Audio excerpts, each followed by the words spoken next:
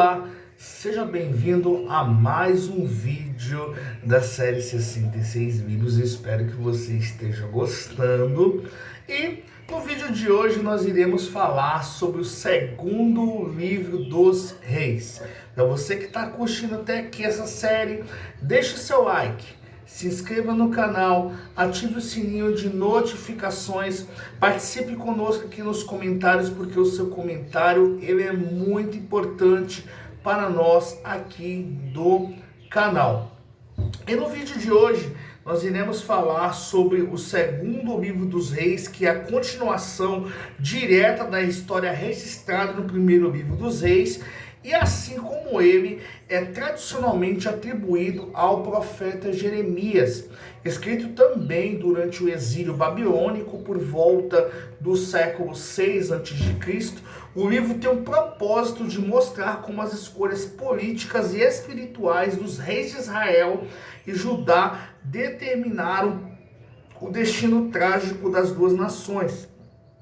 O público-alvo eram os israelitas exilados que precisavam entender o motivo do cativeiro e reconhecer a ruína de Jerusalém não foi apenas o resultado de guerras, mas que foi rebeldia contínua contra Deus. A mensagem ela é dura, mas porém ela é restauradora. Quando o povo se afasta da presença divina, o colapso é inevitável, mas a fidelidade pode ainda abrir o caminho para a esperança.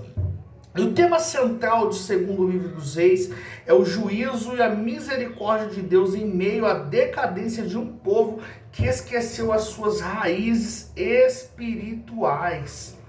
E entre os versículos chaves do livro de 2 Reis, que estão em 2 Reis, capítulo 17, versículo 13, que vai declarar: o Senhor advertiu a Israel e a Judá por intermédio de todos os profetas e videntes, dizendo: voltai dos vossos maus caminhos e guardai os meus mandamentos. E segundo livro dos Reis, capítulo 18, versículo 5, que fala do rei Ezequias: confiou no Senhor, Deus de Israel, de maneira que depois dele não houve seu igual entre todos os reis de Judá.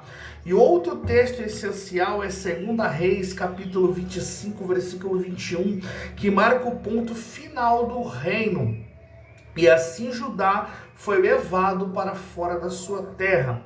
E esses versículos revelam um contraste entre os poucos reis fiéis e a maioria corrupta, e como no fim o juízo divino veio como consequência natural da persistente desobediência dos reis e consequentemente o povo de Israel, que acabou culminando no cativeiro babilônico.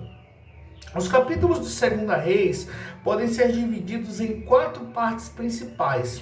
Do capítulo 1 até o capítulo 8, nós vemos a transição do ministério de Elias para Eliseu, o profeta dos milagres que se torna um instrumento de Deus para revelar o seu poder em tempos sombrios. Do capítulo 9 até o capítulo 17, o foco muda para os reinos divididos e o avanço do pecado, culminando a queda de Samaria e o fim do reino do norte, Israel. Dos capítulos 18 até o 23, surge o rei Ezequias, símbolo de renovação espiritual, seguido por rei Josias, o reformador que tenta restaurar a fé perdida. E finalmente, nos capítulos 24 até o 25, nós vemos o colapso total de Jerusalém, a destruição do templo e o início do exílio babilônico. Cada capítulo do livro é um retrato doloroso de um povo que teve de tudo: promessas, profetas, presença divina, mas que escolheu o caminho da autossuficiência ou do orgulho e da desobediência.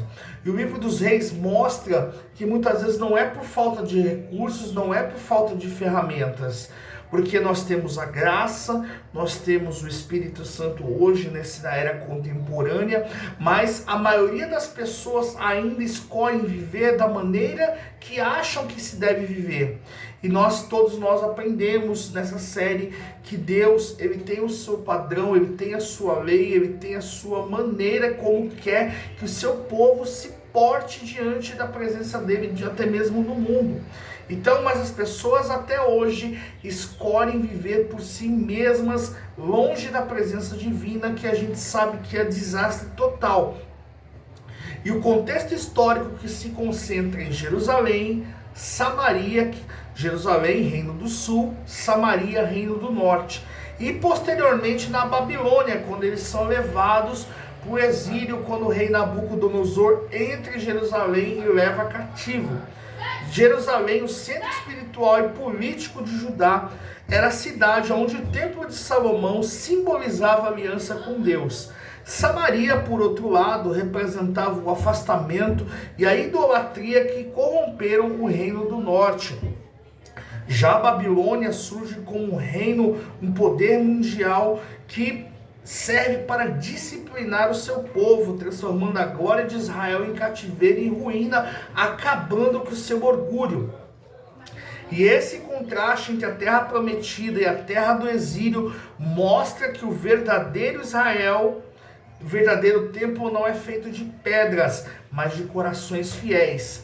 E o livro termina em silêncio, destruição, mas por trás dessa dor existe uma promessa velada. O que Deus que também julgou é o Deus que também um dia restaurará o seu povo.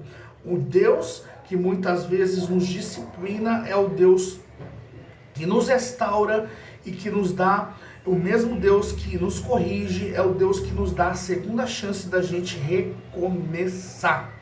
E para você que chegou até aqui, deixe seu like, se inscreva no canal, ative o sininho de notificações, participe conosco aqui nos comentários, porque o seu comentário ele é muito importante para nós do canal. E no próximo vídeo nós estaremos falando sobre o primeiro livro das Crônicas. E até o próximo vídeo.